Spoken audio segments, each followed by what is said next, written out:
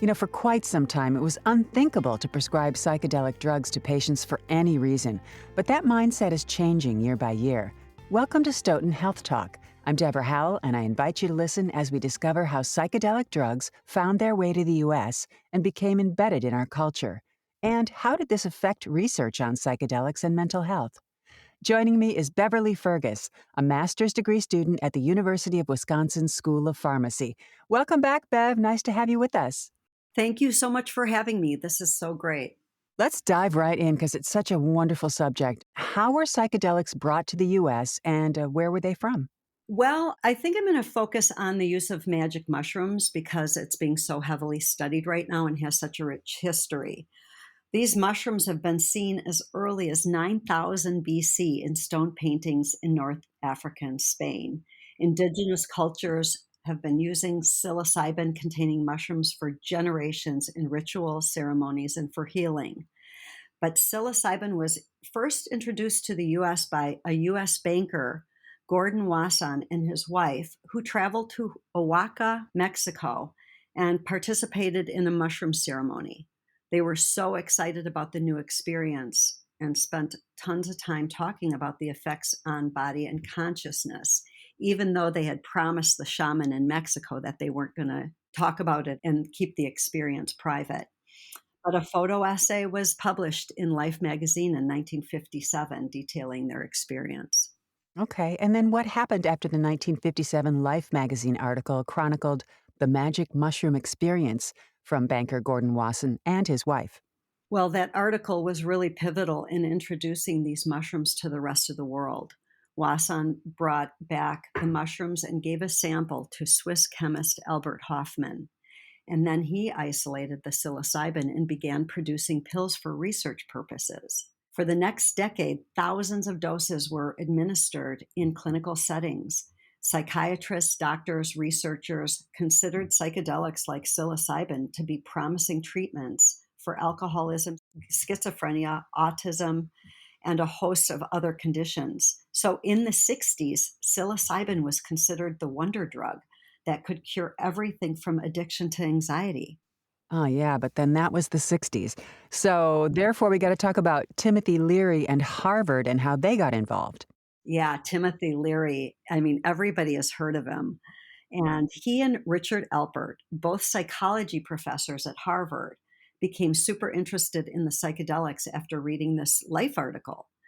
It had spurred so much interest in that area of Mexico and in these mushrooms. So Leary and Alpert went down to Mexico and tried the mushrooms and were amazed at the effects.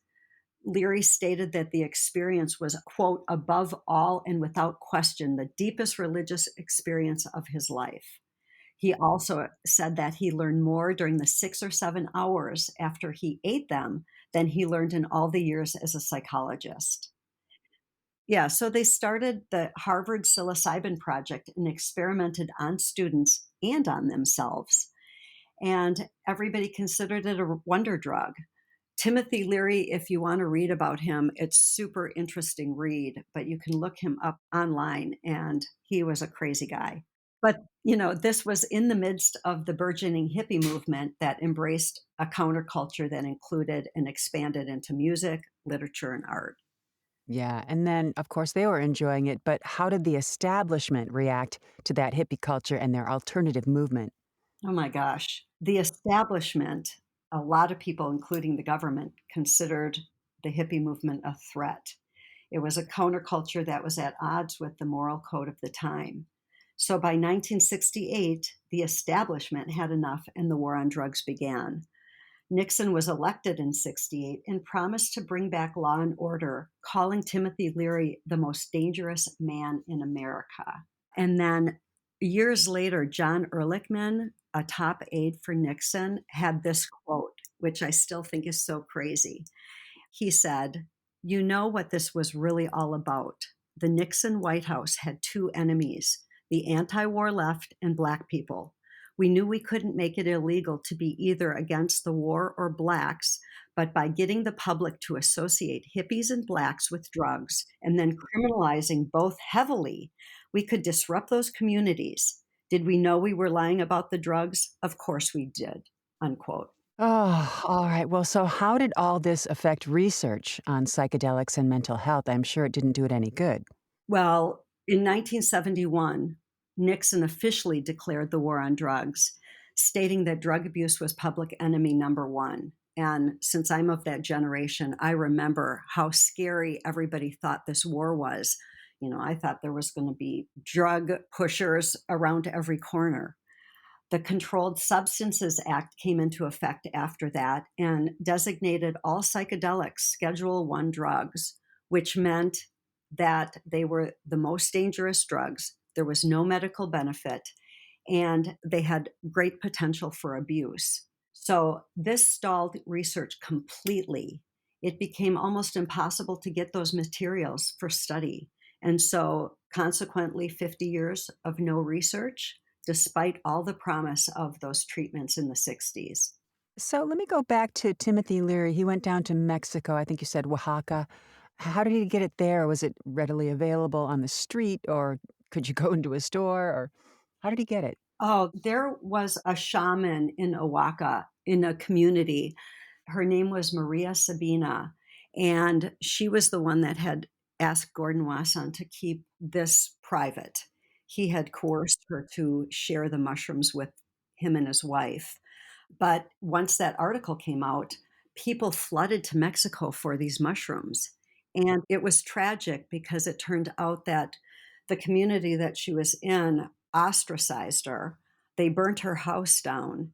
And then she ended up dying in poverty because of the exposure of these mushrooms. So even in the 60s, you could not get psilocybin anywhere in the US. You had to find other sources. Right, until Gordon Wasson brought it back, and then they were using these pills that Albert Hoffman synthesized, and then they were using them for legitimate research. But mushrooms were really brought to the US after 1957 into the 60s. All right. So much for research. A huge, huge setback. Is there anything else you'd like to add to our conversation? Yeah, there's been an explosion of interest in this field because so many people are desperate for mental health help. Psilocybin and other psychedelics hold so much promise, much more than what is currently out there. So I kind of hope that we learn from the mistakes of the 60s and that we can stay on course by making this psychedelic assisted therapy accessible to all people. But I also hope that the industry doesn't forget about these indigenous cultures who have been using these medicines for thousands of years. We can learn a lot from their wisdom and traditions. Let's keep our eyes and ears open. I mean, this is how medical advances occur. Right, we can learn a lot from them, but once the FDA approves it and pharmaceutical companies get a hold of it and the government gets involved, anything can happen. One last question for you. Are you hopeful at all that so many studies are coming back positive that things might change? Oh, yes. I think that psilocybin will be approved by the FDA for use in assisted therapies probably within the next 3 or 4 years, and MDMA even sooner than that. Well, that's just wonderful. And it's been wonderful talking to you, Bev, about this. You always enlighten us so much. Thanks so much for joining us today. Thank you so much for having me. I really, really enjoy it. And for more information, head on over to our website at stoughtonhealth.com. And that concludes this episode of Stoughton Health Talk. Please remember to subscribe, rate, and review this podcast and all the other Stoughton Health podcasts. I'm Deborah Howell. Have a terrific day. This podcast is for educational purposes only and does not serve as an endorsement.